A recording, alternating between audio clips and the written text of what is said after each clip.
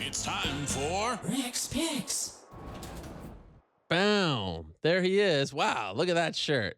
Hello. Woo-wee. Look at that shirt.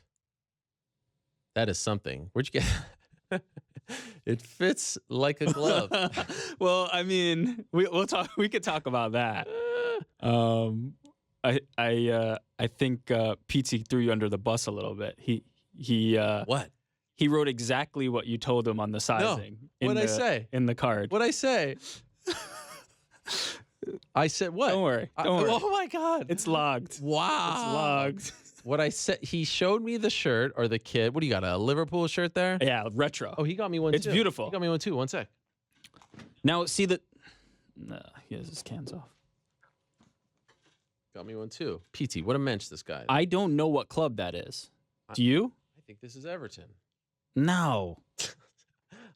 No, this is a GAA shirt. This is GAA, so this is Irish. I think it's Irish, but I don't know what club. It is Ath Sealeth. Anyway, but yeah, Pete. What he showed me the shirt. PT, and shout out, the man. He said yes, of course, but he said he said, you know, do you think this will fit? And I said, well, there was a time where he on this show did something called UFC Fit. Was it called UFC Fit? It was, yeah. And at that point, you were like 125. Chill. So I just said you're not back then. Maybe, but now, I mean, Ariel, you don't have to. I'm don't just worry about saying. it. That's all. Don't get defensive. Listen, in the history of this program, only one other person has ever hosted this show, right? This is where we're going with this. Trust me. History of this program, only one other person has hosted the show. That is the man. And in my opinion, other than me, he's the only person who should host this show. We have never done the Rick's Picks. We've never done anything together. Come on in studio, my man. Let's do this. What? Let's go. Let's do it. No. Yes, let's go. But how am I? I can't control the Rick's Trust Picks. me, this has been accounted for. Carrie over there is going to do it. Come in studio. Let's do this. Oh boy. One last time. All right. Here we go. I'm Here coming. comes New York Rick. Walking in. And this is a Dublin shirt. Thank you, PT. In studio. We didn't have an in-studio guest book for today, but guess what? We do now. Getting mic'd up. We're going to do Rick's Picks in studio. Mano y mano, face-to-face. We have never been in the same room. Dating back to the days of SB Nation on 34th Street. Dating back to the days when we were in a tiny little meat locker. What was that thing? It was like a makeshift little thing. Unbelievable. But now we will do it face-to-face in studio. Here he is. Look at this guy wearing the tight jersey. I told PT that I felt like a sausage. Like Yes. I'm coming out of the casing. It's I'm actually, squeezing. I have to say, it's not that bad. It's not that bad. You know, had the kid and it's been brutal. Nobody knows better than you how few Well, you haven't basketball played. games You have haven't been. played basketball Yeah, exactly. since what? 2015. It's been a minute. Now, my stepbrother, my half brother-in-law. Half brother. No, stepbrother. No, Jeez, you don't even know who your own family is. my half brother-in-law Mm-hmm.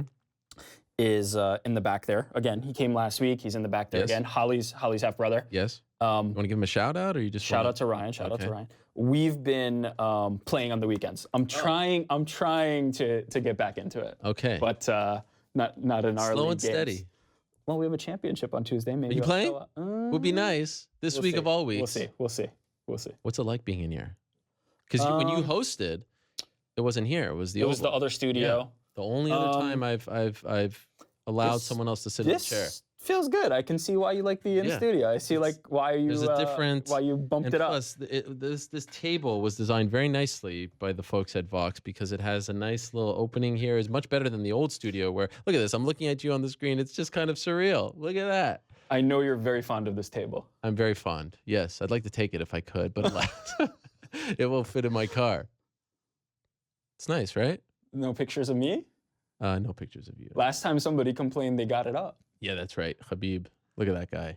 Unbelievable. So now we're going to do Rick's Picks, and Carrie's going to roll through them. I'll try and see it on. Yeah, how's your eyeyesight? Not these great. days? Not great? Not great at all. Well, it can't be worse than mine. See? Okay.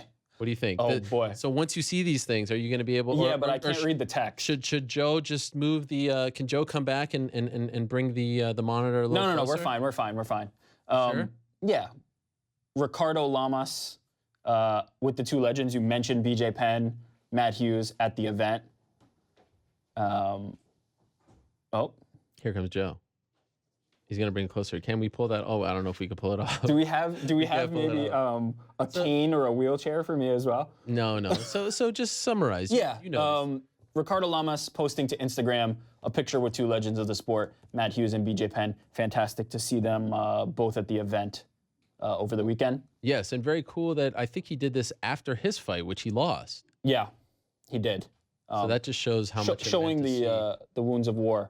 And But, I also have to say, I buried the hatchet with BJ. BJ, I think, was a little mad at me because I made a comment about the website, bjpenn.com, and I said that it was kind of soiling his name, which I must say, bjpenn.com has come a long way. I think it's from improved. the earlier days. So shout out to those guys, Chris Taylor and all the guys there. But we exchanged pleasantries, we hugged, we did a shaka together. It was nice. Oh, yeah, we did a little a shoey? No shoeys. We texted even afterwards. So it was nice. Ricardo and BJ supposed to have fought in That's right, in the Philippines. Yes, but and never in the fight club. materialized. That's right. I forgot about that. Yeah, significant. Okay, what else? Do we Okay, have? let's go to the next one. Okay, CM Punk and Clay Guida singing "Take Me Out to the Ball Game."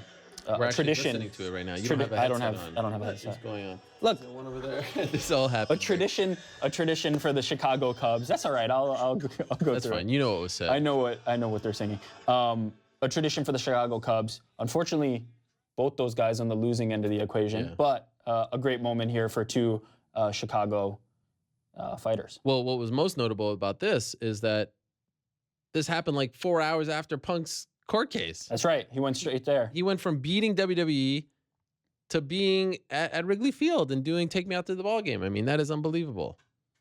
Well done, Punk. Our next one. Oh yeah. Yes, our very own videographer, Casey Let's crank this up. Oh man, that's good. Yeah. That's a good one. I approved of yours. They were.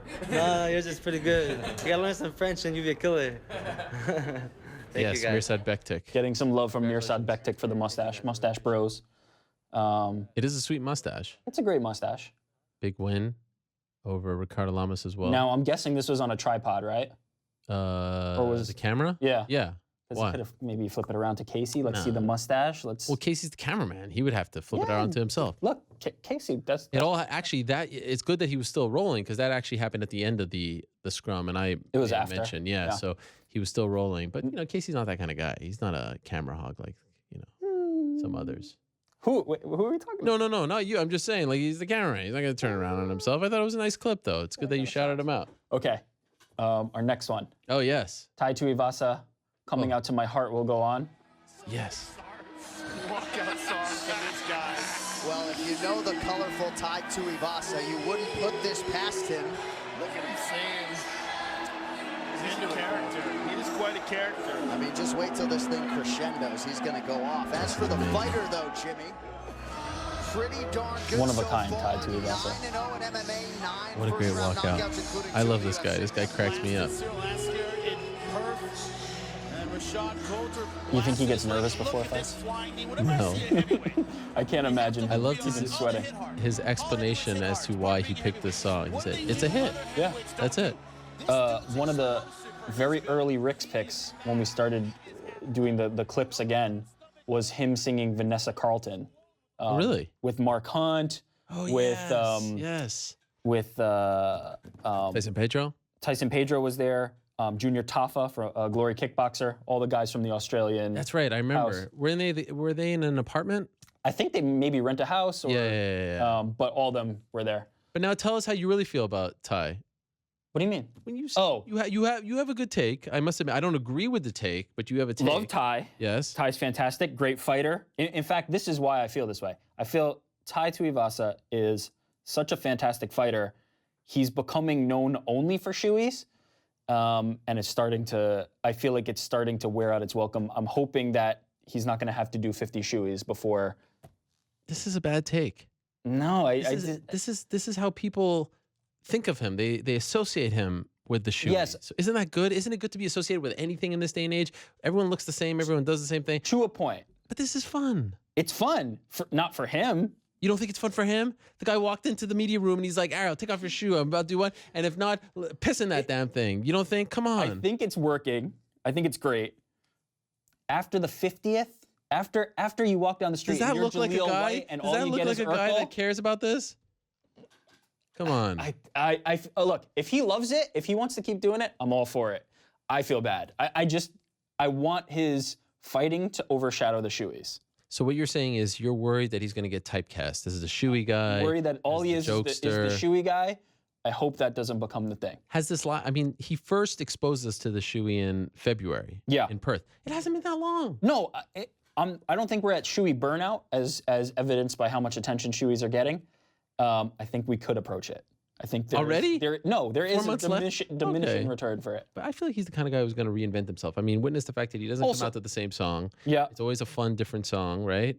Big win over Arlovsky. Big win Could over get Arlovsky. another big win in a ranked opponent, and then all of a sudden the shoeys go bye-bye. I would like say- to see that. I think this is brilliant. This is brilliant. He loves it. The Reebok shirt. The Reebok shirt. He goes down, from the cage. There's one waiting for him. He's at the hotel. There's one waiting for him. Too many shoeys. Look at that thing. There it The is. next pick is him doing Well the shoe. done, Kerry. Look at that. That was a messy shoey, by the way, or it was just Yeah. a lot of beer in there. Yeah, I mean, Look at that thing. And then he did another one on the way out. no, I think this might be the second one. What? No, I think this was the first. Maybe this is the first one. Yeah, because he did another one where this one, it wasn't clear whether or not the guy spit in it, but the second one, it was very clear that the guy spit in it. Tai Tuivasa is a great fighter. He's a fantastic fighter. Okay, next Rick's pick. Colby Covington tweeting, melted that soy boy and made the welterweight division great again. Next stop for this gold belt, 1600 Pennsylvania Ave with President Donald Trump. Hashtag UFC 225, hashtag NerdBash 2018, hashtag MAGA. Wow. Look who's calling me right now. Chael P. Chael, you gotta wait. We're live on the air, right, Chael? We're live on the air. You trying to, steal the shine? You'll have enough time. Our next one, a response from Tyron Woodley, although we got a much more in-depth response earlier in the show. Bitch, please. Oh, and John Anik reading this out was fantastic. Yes, that was during the great. broadcast. There was someone made a song out of it. Did you see it? Thug Life. Yes. Bitch, please. I let you bump your gums. Now you got smoke. I'm exposing you. You were and always will be my warm-up round. Tyron Woodley. Okay. Now, Okay, let's can we talk talk about this. Yes. All right. You have a take on Colby Covington. This is even worse than the Tai Tuivasa take. This is one of the worst takes you've ever had in the history of this program. I'm happy I've had that some takes that you've criticized before. I'm happy that we ended on this note. Please tell us how you feel about Colby Covington. When I said to you, wow, that Colby Covington, he's really moving the needle. He's really getting things done. People care. Yeah. People are into the fight. They want to see him get his ass whooped. I agree with that. I personally, indifferent to Colby Covington. Zero care in the world. Don't love him, don't hate him, just don't care. He's Gleison Tebow. Might as well be. He's Here's why. He's Frankie Perez. I think he's a great fighter. I think he's a very good fighter. Beating Rafael dos Anjos is no small task. But the gimmick is so transparent. He doesn't do enough of a good job to hide the gimmick. Everything's rehearsed. It's clearly scripted. Repetition of the same lines over and over. That part of it doesn't do it for me. So I don't care. I just don't care. You feel like it's inauthentic. You feel it's disingenuous. You feel it's all a gimmick. I think that's more than a feeling. I think that's almost Really? a fact at this point. I feel like it may have started that way. Like he was trying. You don't think Colby Covington is a Trump guy? You don't think he wants to actually go and meet the president? I feel like he does. Nothing wrong with that. But when he speaks about Trump, it sounds to me like he's a fan. Great. Based on what? Just the way he speaks. He It's said, just I want to feeling. go see Trump. I could say that 5 times Yeah, but on camera. when he talks about the anthem and this and that, I don't feel like he's BSing. You don't feel- care. Don't Really? care either way. How do you not care? Don't care. Okay, And that's the only way that the people who are outraged about Colby Covington Yes. are making the cycle continue. I have people who I think are fairly smart, and they're like, does he really like Trump? Does he really believe the things that he's saying? I'm like, you're falling for it. It doesn't matter. The fact that you're even asking me Doesn't matter. shows that it's working, that you're Absolutely. thinking about it, that you're wondering. Okay, tell me this. Yes. If Colby Covington was RDA, right? Same kind of personality, doesn't talk a lot of smack, very respectful. Yeah. Robert Whitaker, would he be in this position? No, not at all.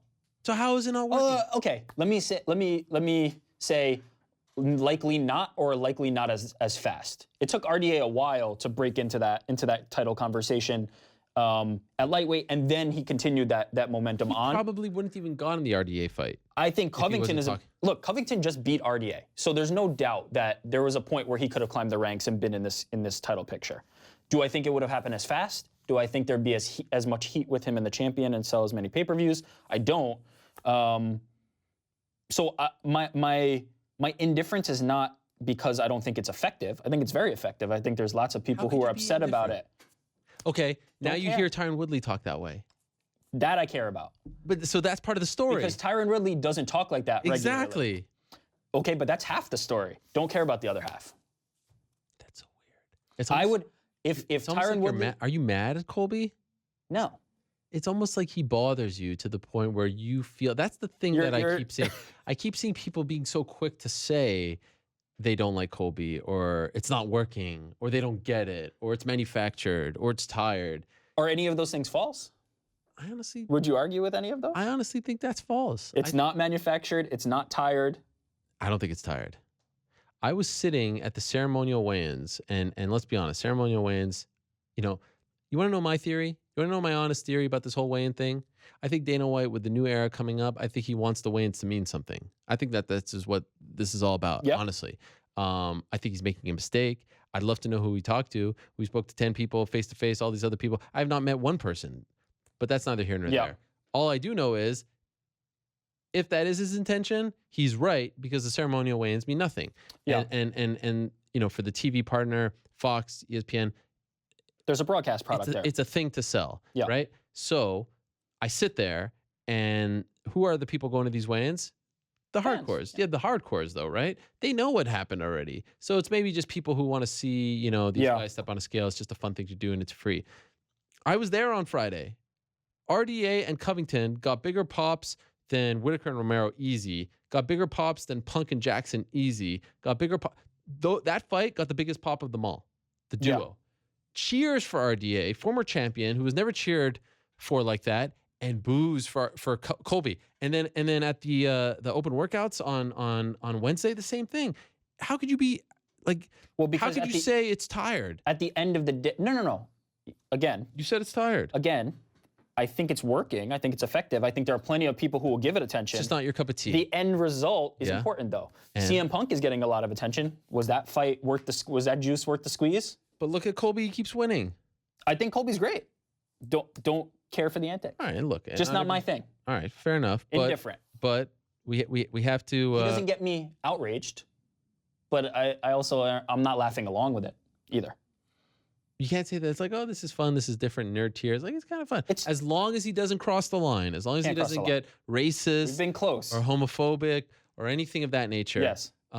Insensitive towards anyone. Like there has to be a line. Like, to me, oh, soy boy, this, that, I could live with all that. You know, Sure. I could, nerd Nerd tears, bash, whatever. all that stuff, the promo of it, even the spoilers. Just don't follow the guy, block him. Who cares? You really need to see tweets from Colby Covington? Don't follow him. Don't care. Yeah, but it's you have to admit, It works. in this day and age, it is hard to elicit a reaction, and I feel like He does it well. all right. He does it well. So I'm not saying everyone has to love him, but let's give credit where it's due. It's clearly working. It's working. And look at Tyron. I've never seen Tyron like that. Tyron is That's agitated. babyface Tyron. Tyron is agitated, and he's gonna get a nice payday out of it, I think. Yes. All right. We have anything else? Oh yeah. Okay. This is a tweet from an account. I think it's like MMA memes. My vision's a little blurry. This was the post that John Jones copied for his Instagram and then deleted. Mean martial arts. Meme martial arts. Him leaning over Colby's shoulder, telling him, "Hey, pussy, my dishes are still there," hearkening back to when they were roommates, and also to the Daniel Cormier beef. Thinking better of it and then deleting it. Apparently, it sounded like Tyron Woodley almost talked him into not giving him the headspace. Oh, he did delete it. Yeah, he deleted Oh, that. I didn't know that. He deleted I mean, that. that's old school John Jones. And, well, that's true too, actually. He might have just done it on his own. But Tyron Woodley saying, don't give the guy the time. Huh. It sounded... I was actually surprised he gave him so much time. I was surprised that he Which one, Jones or Tyron? Jones. The tweets, the Instagram. It was a lot. I was surprised. Jones is pretty petty, but funny. I think he does it well. Yeah. I like Jones on social media. I like it a lot. No, I know, but he doesn't usually respond like that. Yeah, it depends. I mean, he went at Chuck pretty hard. He's gone at Daniel pretty hard, or Gustafsson pretty hard. Yeah, but not someone who is not in his orbit. He does a quick burst and then he disappears. Yeah. And I like it. I think it's great. Okay, let's go to the next one here. Oh boy. Oh boy. Yeah, well, you don't have to read the whole thing, but it isn't back to you. The text is very small, but just I think more than anything, just saying congratulations. If this is the end of a career for Rashad Evans, what a fantastic one it was. Really reflective in his Instagram post here, looking back at when he started this mixed martial arts journey. What a career it's been. But clearly, I think on the tail end of the career, wishing him well if this is truly it. You know what my favorite part of this whole thing was? The end, where he talked about the text. Yeah. That was the best. Like, do you know whether to text or not? It's right here. The first text is always, oh, I lost it there. The first text is always awkward after someone has been KO'd with a smiley face. Do I say good job, nice try, I love you, or everything will be okay, have a blessed day? So I actually spoke to Rashad for a little bit yesterday. Yeah, I'll keep that between us.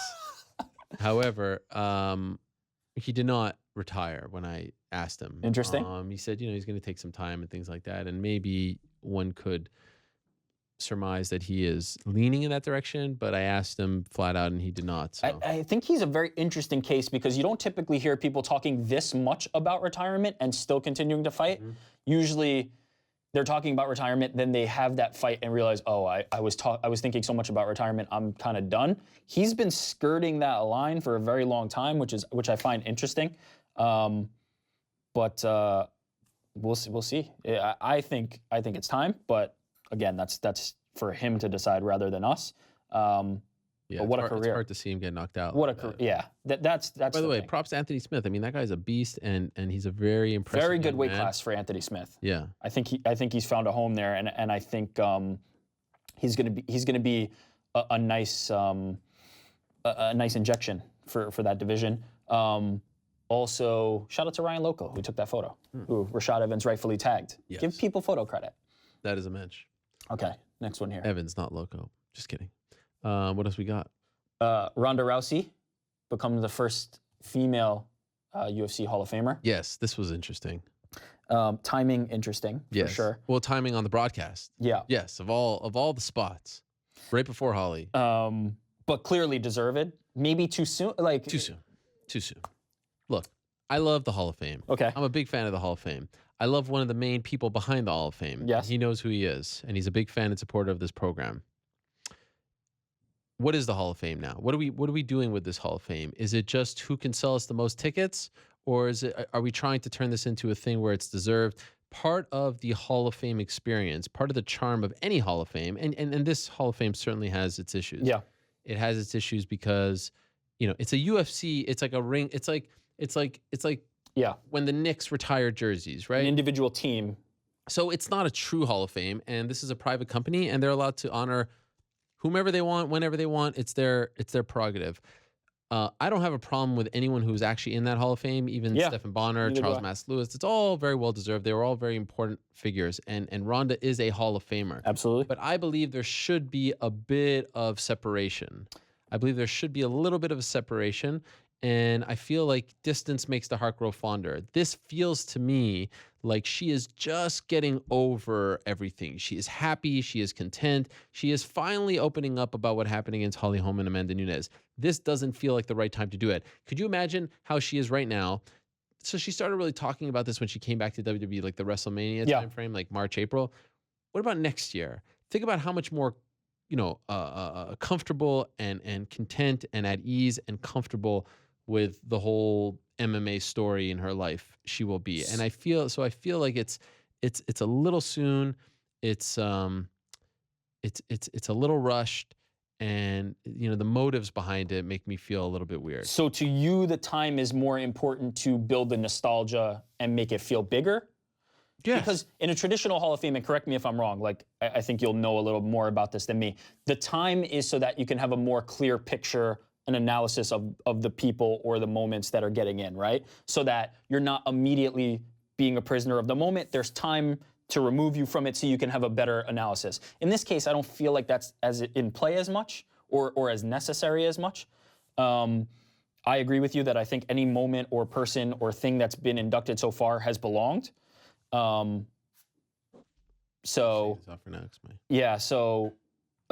in this case, I almost don't think that the time is necessary because I think we can look at it with the same eyes and feel like Ronda would have been in regardless. But I do get if you're trying to turn these into moments, the nostalgia would be important to build.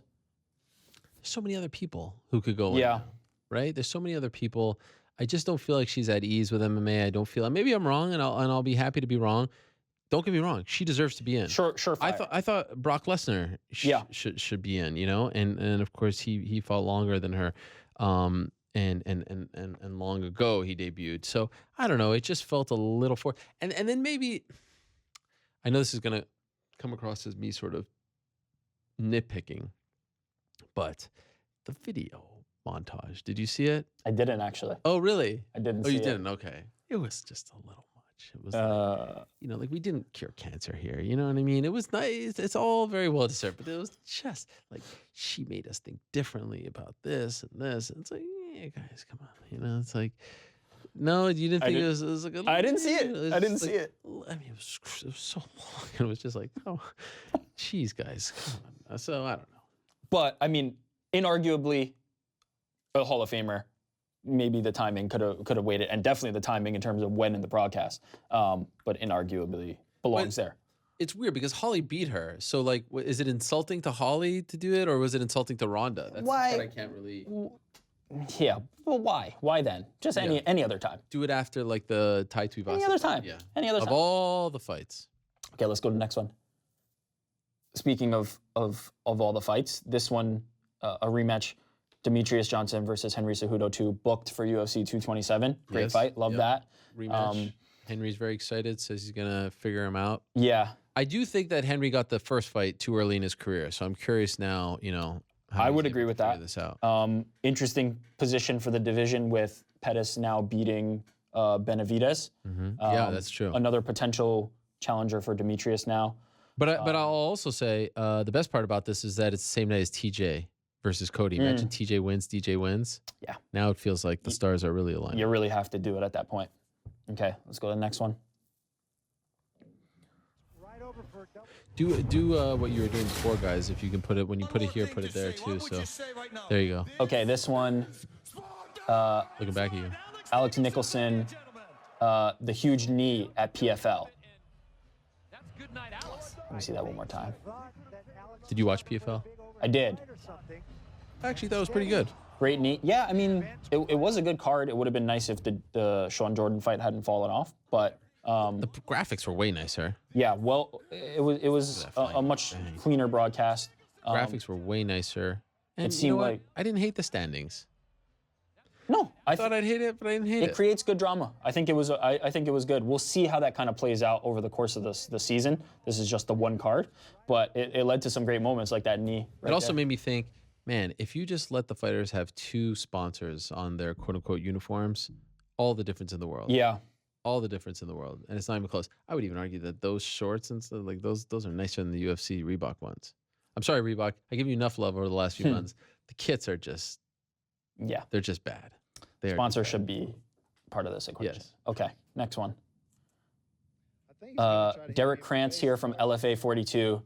I believe. Let's just listen to it. Plans on what to do against you. How do you think he's going to fight you? I think he's going to try to hit me in my face as hard as he can. Very, very tough opponent. But great analysis from Derek on that one. How do you think he's going to fight you? Moving on to the next one. Oh, yeah. Oh, Justin Willis. Yes. Doing a good thing here. Saying any former or current foster child under 18 in San Jose that wants to improve their self-esteem, self-control, self-awareness, and self-defense at the top MMA school in the world, it's on me. Contact myself. And then also tagging AKA and Javier Mendez. you spoke to Justin Yes. about this very thing. You know, the foster care program, incredible. Beautiful. Sponsoring children, what's better than that? Teaching them What a mensch. self-esteem, self-defense, all Big that. pretty. Get paid. I think no, not our last one. Our second to last one, Anthony Bourdain. I definitely can't read the text here, but this post by John Danaher, reposted also by Renzo Gracie, a member of that jiu-jitsu school. Really, I feel like a very tied-in figure with the MMA and BJJ communities, the whole fight community, especially here in New York. So many people hurting and missing Anthony Bourdain at this moment. So condolences to the family. You know, every thought and prayer and anything that can be said but missing a great figure in Anthony Bourdain. Oh, what a legend. Did you ever meet him? I met him one time, yeah. And you met his ex-wife? Octavia, yeah. Yeah. What was it like? What were the circumstances when you met him?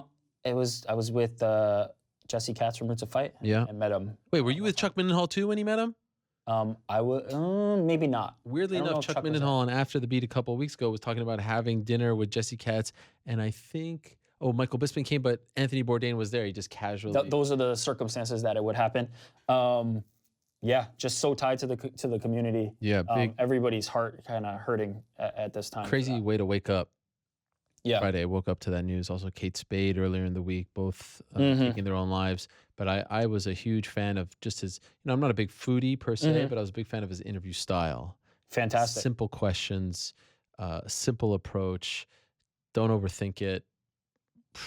100%. It brings to mind the fact that he had the Diaz brothers on his show. Like so much a part of this community. And how cool is it that table? Did you see that where he had dinner with President Obama, and they've now put it in a glass case in Vietnam, I believe it was. Yeah. So may he rest in peace. Touched so many people. So many people hurt. Okay, and this last one, I think is the last one. Okay. Petey and Gia, one of the initial Rick's Ticks submitters, you're going to need your headphones for this one, sent us a few messages from some fighters that he was able to talk to. Whoa. Can we start this again or no?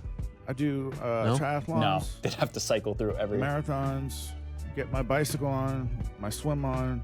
Oh, it's not really new. But your run has been pretty cool too. So, congratulations, I guess, or whatever. I don't usually do this kind of shit, but usually people. The one we missed, I think, was Lyoto, which was very good. Sappy goodbyes and whatnot. I don't know where I come from. People like that get slapped. Yes. Not women though. No. You shouldn't slap women. No. I'm not gonna get into all that though. Right now, it's whatever. All I can say about that right now is, I did not hit her. It's not true. It's bullshit. I did not hit her. I did not. It's a Room reference. Oh, hi, Ariel. Anyway, yeah, good luck at your new job with doing ESP or whatever. But you got to keep one thing. You got to keep fucking New York Rick. That's your boy. Yes. Tell ESP or whatever. They got to bring him on too at some point. Don't be all afraid or whatever of your new bosses. Don't be scared, homie. You got to take care of your homie. But anyway, yeah, good luck, man, whatever. That's pretty good. Everything my brother just said is fucking 100%. Thanks, you guys. MMA Hour, always keeping it real. Ariel Helwani and New York Rick. I think all he's the rest of people on back these. there, whatever. These are in his wheelhouse. It's the Machida, MMA Hour. the Diaz brothers, Represent. And then there'll be a surprise one. I didn't know he did this sort of DJ thing. Pan here. Oh, here I he don't is. have a lot of time. I just want to say congratulations to Ariel in the MMA Hour. But I also got to say, Ariel Helwani, if you guys don't hire New York Rick at the new place, I'm going to kill you. And I'm not joking about this. Hey, Christopher Walken here. Wow. Very good you walk. now. Wow. Just want to say, the MMA Hour, congratulations, Ariel Helwani, New York Rick, you guys, wow. I feel bad because Thanks Petey had some for great all the submissions years for Rick Sticks, and I didn't pick them. amazing shows, guests, interviews, This is great. all of it. This is really good. Stellar, amazing. Much love from all of us out here in podcast listening land, but especially from your boy, Christopher Walken. Bon voyage, my good friends. Thank you. Thank you, One thing I've always Bye-bye. wondered was PD and G had two Yeah, different who- people. Petey. I'm guessing maybe a girlfriend or Okay. a wife? I don't know. But who runs the account? Petey. Okay. Big MMA guy. Big MMA guy, big fan of the show. New Yorker? Yes, I think like Long Island, maybe. Definitely a New Yorker. Okay. Definitely a New Yorker. But yeah, that's it for Rick's picks. We have a montage, right? We do. We have a montage. So this show started June 16th, 2009. It started with Uriah Faber. Michael David Smith was also on the show, and a guy named Michael Rubens, who was an executive at AOL. For some reason, the show started with him sitting next to me. It was so strange. This is how it ends. And I've told the story many times, right? Let me just tell it one more time for old time's sake. I'm at AOL. It's 2009. And, 2008, I'm working for MMA Rated. That's the first job. And it goes from April to November of 2008. The site's doing really well. We're breaking all kinds of news. We broke the news that Ken Shamrock was out, all that stuff, against Kimbo, of course. A week later, the site is no more. I go to San Jose to cover a Strikeforce event headlined by Bobby Southworth and, who was it? Was it Mike Kyle? In any event, Bobby Southworth was in the fight. And I get the call a day before the fight. I'm already in San Jose. I flew from New York to San Jose. It was the same time as UFC 191, Brock Lesnar versus Randy Couture, but I couldn't go to that because the UFC wouldn't credential me at the time. So for all those people, like my friend... Is that 91? 191. Yeah, 91. Geez. My friend Mike Pendleton, he was talking to me about credentials. Like, it takes a while. Yeah. And I'm in San Jose. I get the call that tomorrow is my last day. The site has been sold. It's shutting down. We're done. I couldn't believe it. That same night, AKA the entire damn team gets fired, right? Because of the video game. That's right. So what do? I say, all right, well, it's my last day. I'm going to go to AK. I'm going to get some interviews, go out on a high note. So we interview Mike Swick and Cain Velasquez and, of course, John Fitch, Javier Mendez. It was a surreal day. Got to be a part of the whole thing. And then eventually we saw that they unbanned them and they came back. Anyway, just surreal. But I was done.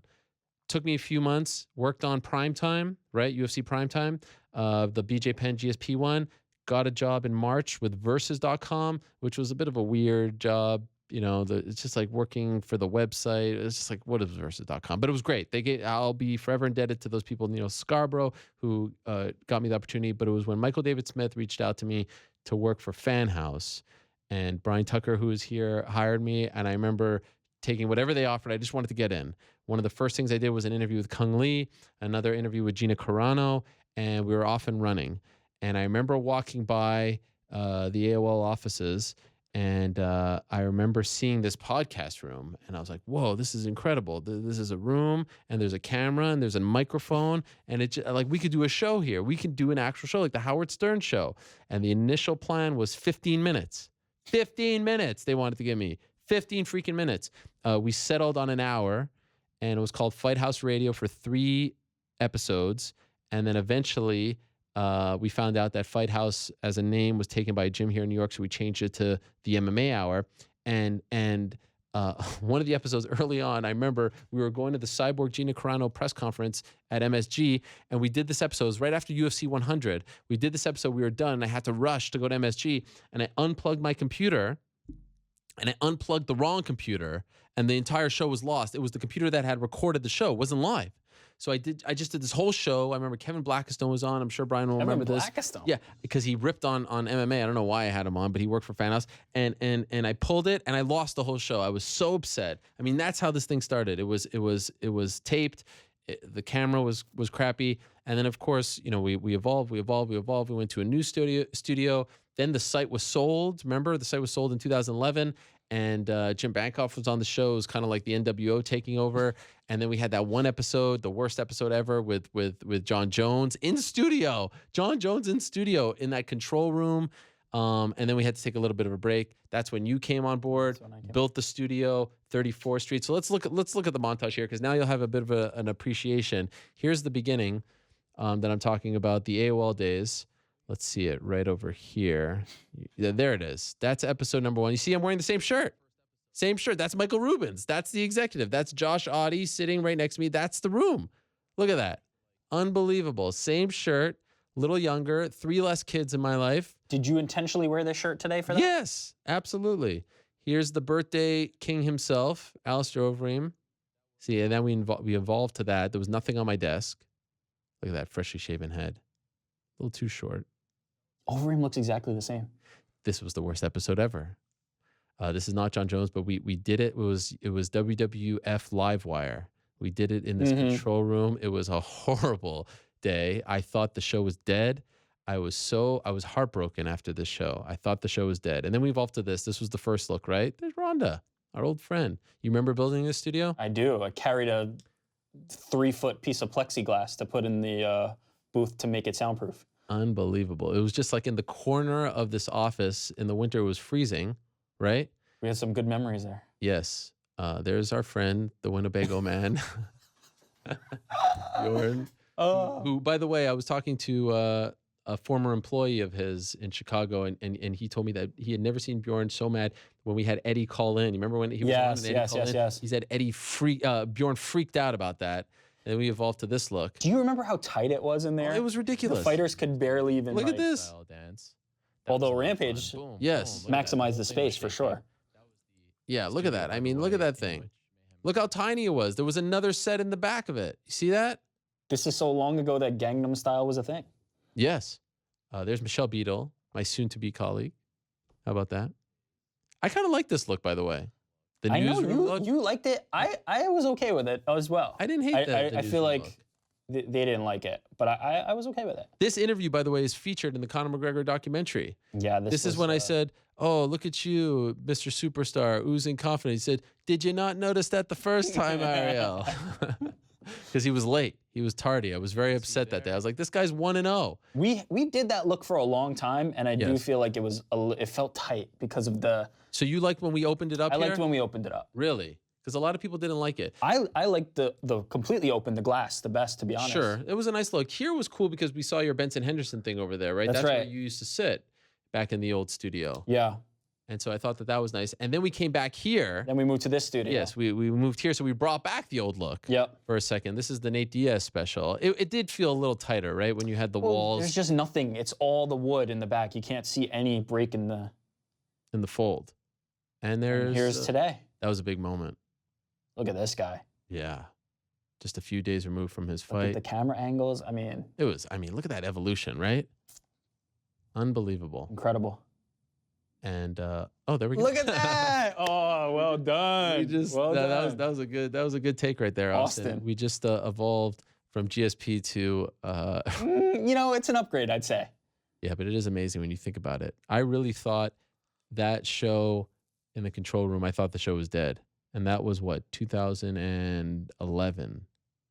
And we survived 7 more years. At the time, were you thinking that this is the biggest thing ever? Were you thinking this is it? Getting into this control room, the one camera, these microphones. I thought it was dead. No, I didn't think we would survive after that episode because I was not coming back. But before that, yeah, when that was reality, were you thinking, "No, I've done it. This is it"? Absolutely not. I'll tell you the truth. I think I've told the story. SB Nation was buying MMA fighting from AOL in October of 2011. DJ versus Cruz, Washington D.C. Kevin Laughlin and Jim Bankoff asked me to meet in a hotel lobby, and they said, "We want to talk to you." Kind of had a feeling something was up, and they said that we want to buy MMA fighting and we want to bring it to SB Nation. And as I said to them, I wasn't a big fan of SB Nation at the time, and so I was like, AOL, SB Nation. What is SB Nation? There was no such thing as Vox. There was nothing else.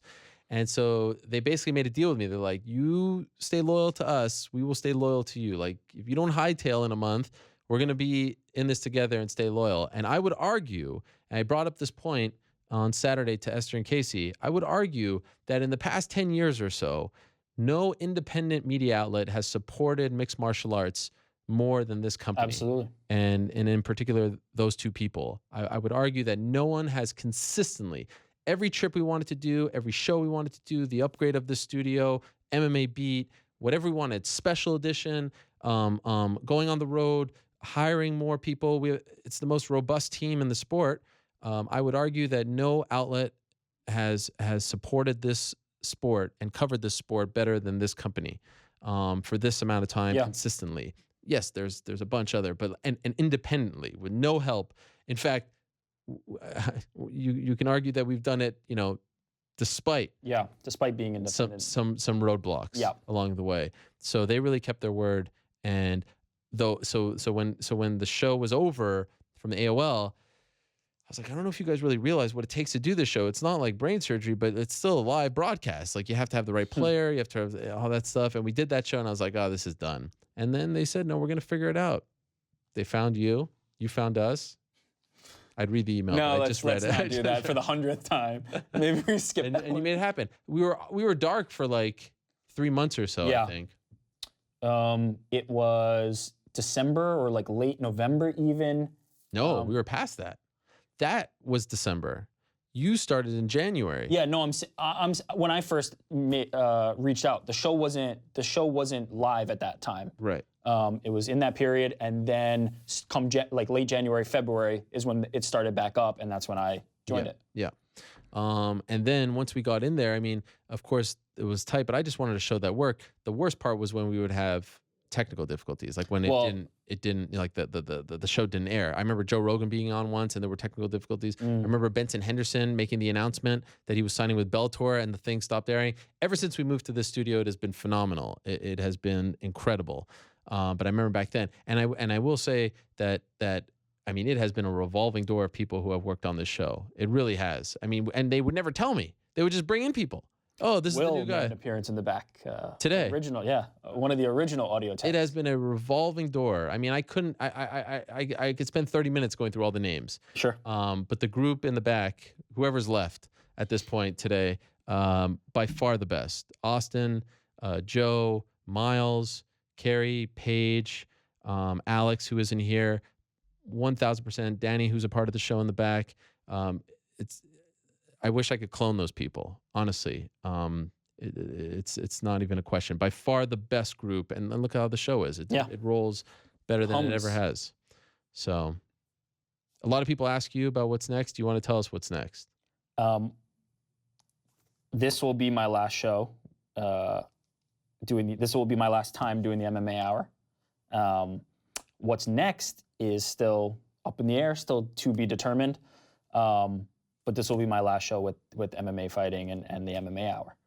So we'll see what happens. I'm excited for the potential, but I don't have anything definitive at the moment. Yeah, and a lot of people ask me about what's next, and this isn't the time, I don't think, to talk about what's next. I've I think laid it out pretty clearly on Twitter a few times, but people keep asking me. But as I've said to you, and I've said on this show before, this isn't the end. People, just have a little patience. It is not the end. Just have a little patience with me. But I think it was important for you to tell people, because I know you've been getting hit up a lot, and so you still have a job.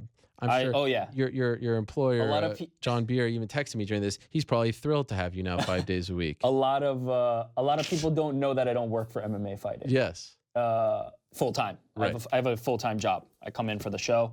And this will be the last one. He commented on your shirt. I thought he was going to write something. No, of course not. I know him.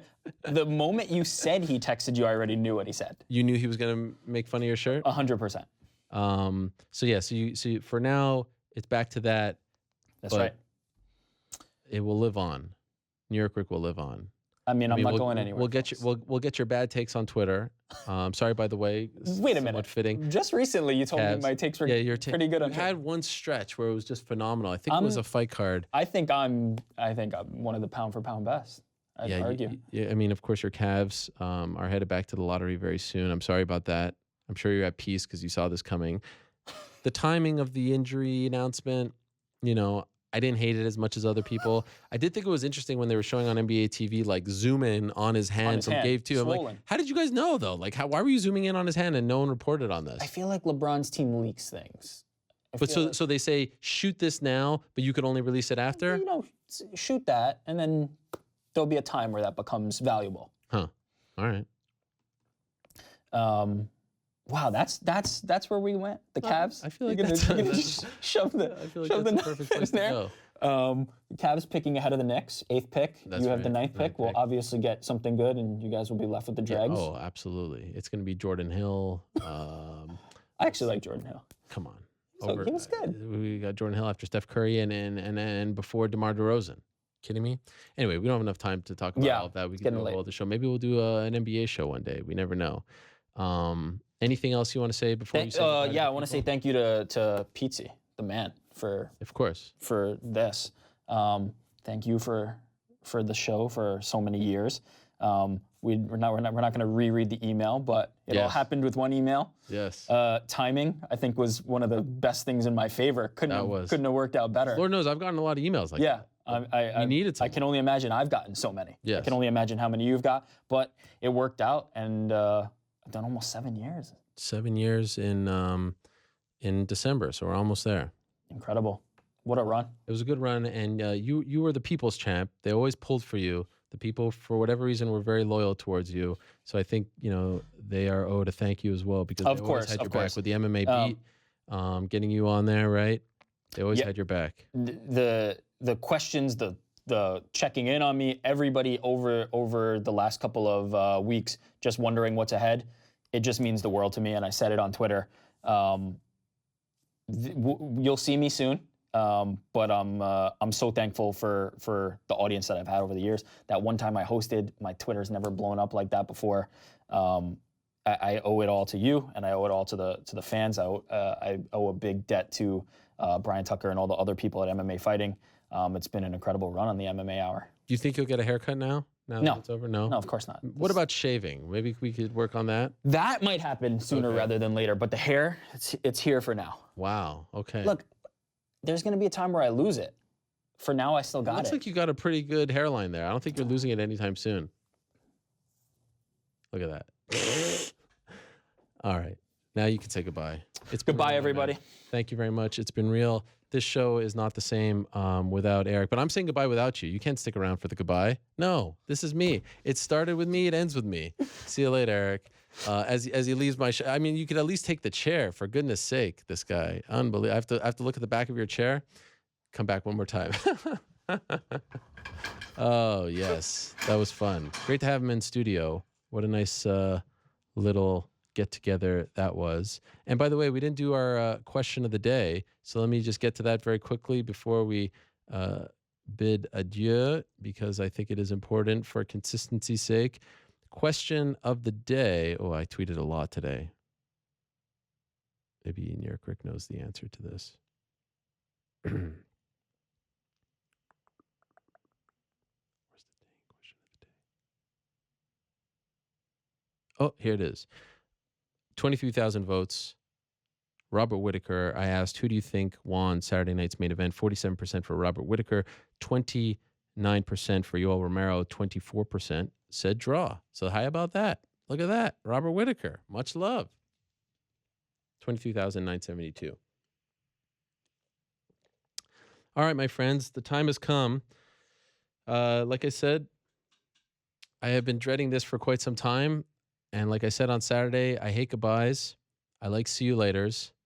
But I do have to say thank you. I do have to say thank you, most importantly, to the fighters, who each and every week I've told you I've left the show and I get emotional because of the time that they take out after wins. Holly Holm, Yoel Romero after losses, Robert Whittaker on his way to the airport. Good moments, bad moments, retirement announcements, coming in studio. I thought about writing down every single name. It would take me too long to read all those names. You all know who the names are. Every single person under the sun has been on this program. And it's amazing to me to think what it started and where it became. And the part that, means so much to me is that the fans who say, as part of my routine, I met this young man in Chicago on Wednesday who told me that he's in med school and his only escape is this show when he needs a break. And sometimes his wife walks into the room and he minimizes the screen because he doesn't want her to see that he's watching the show. Like that's what some people do when they're watching, some X-rated stuff maybe. He's watching this. This is his escape. And that's just the greatest compliment in the world. That means the world to me, that you choose each and every week, each and every Monday, that you choose to watch this show, to listen to this show as your escape. Because I do that with other shows. You have a million podcasts to choose from. That you would choose this one means the world to me. One thing we did a long time ago that I'd love it if you could do it again. A bunch of people tweeted me where they like to watch or listen to the show from all over the world. And that stuff really means a lot. So feel free to do that if you want. I love seeing that stuff. But I want to thank the fighters. I want to thank the fans. I want to thank you for your support. I want to thank you for sticking with the show through the good and the bad, when it was a nothing show, when it wasn't live in that small room, during the technical difficulties. Even those people who said, this lineup sucks. I know it's because you cared and because this was the show of record. And of course, there was no more important show in the history of this program than episode 333 in June of 2016. Because I walked into that studio thinking that my career was over. And I don't think it was the show necessarily that saved me. I know it was you guys that saved me. But the fact that I had a show and a platform helped a lot, I think. And it's still till this day the most watched show in the history of this program. I was given the numbers recently, and it still is till this day. And that's a day that I'll never forget, and that's why I always feel indebted to all of you. I always feel like I work for you and that I owe you everything because you guys saved my career. I would not be covering this sport. No one would want to hire me because I would be on the outside looking in. And we did it on this show together. And so thank you for everything. Thank you for always supporting the show. Thank you for always being there. Thank you for always listening and downloading and watching and tuning in and asking for more and never complaining about the length. Thank you from the bottom of my heart. Thank you to Vox. Thank you to MMA Fighting. Thank you to SB Nation. Thank you to Jim Bankoff.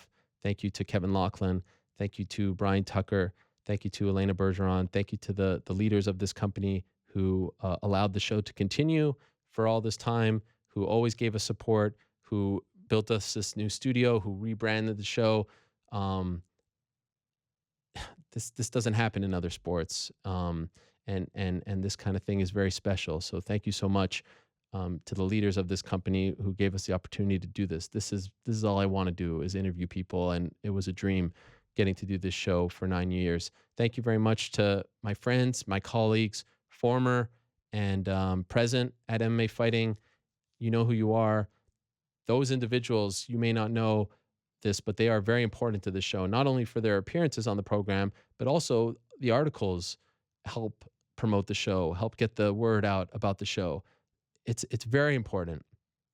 And this show would not be the same without them. It really wouldn't. And so I really want to thank them, and I will miss working with them. But as I've said to most of them, I don't think it's goodbye. I think it's see you later.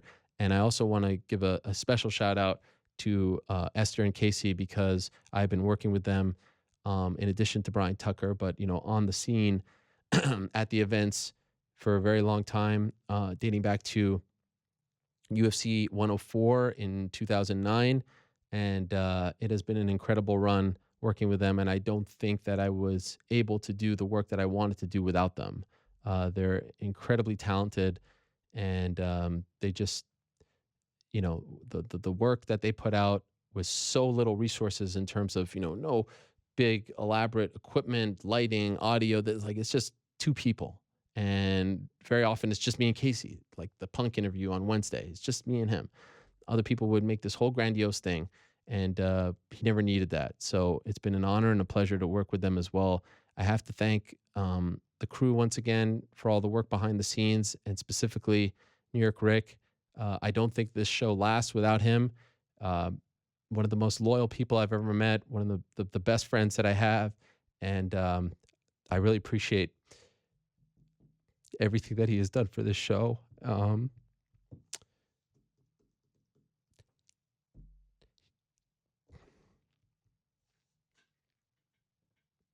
I'm not sad, and I know a lot of people make fun of me for crying. I'm not sad in a bad way, but it's always sad when it's the end of something. So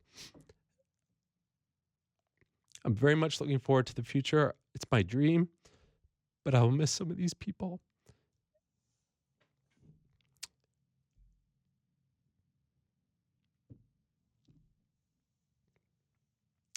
And I just want to thank everyone for being so loyal to the show. You guys are going to kill me for this. All the gifts and stuff. But I guess it's just fitting. It's been great. So I'm not retiring. I'm just an emotional guy. And I care so much about this show. A lot of people have been asking me, what is going to happen to it? That's not my story to tell. Maybe one day I'll tell you what I would like to happen to it.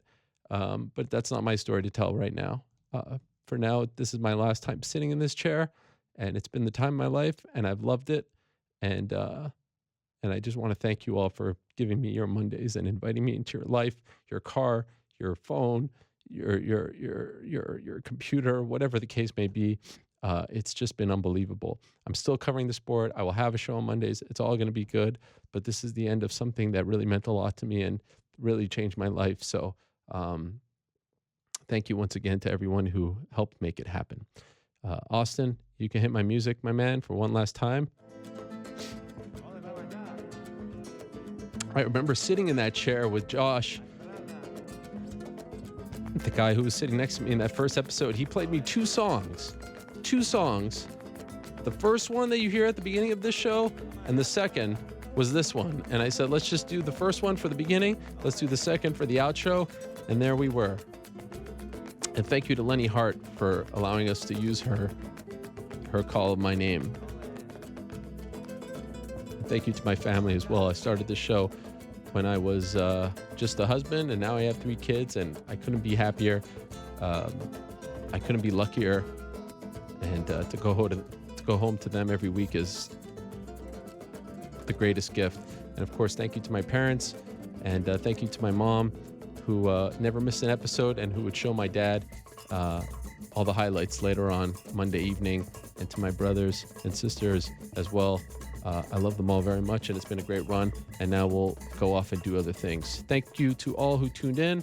Thank you to all who stopped by. Thank you, Robert Whitaker, Bill Romero, Abe Kawa, Malky Kawa. Thank you, Colby Covington. Thank you, Carla Sparza. Thank you, Chris Weidman. Thank you, Ally Quinta. Thank you, Tyron Woodley. Thank you, Mike Jackson. Thank you, Curtis Blades. Thank you, Matt Mitrione and Sean McCorkle. Thank you, Mark Hunt. Thank you, Kamaru Usman. Thank you, Holly Holm. Thank you, Uriah Faber.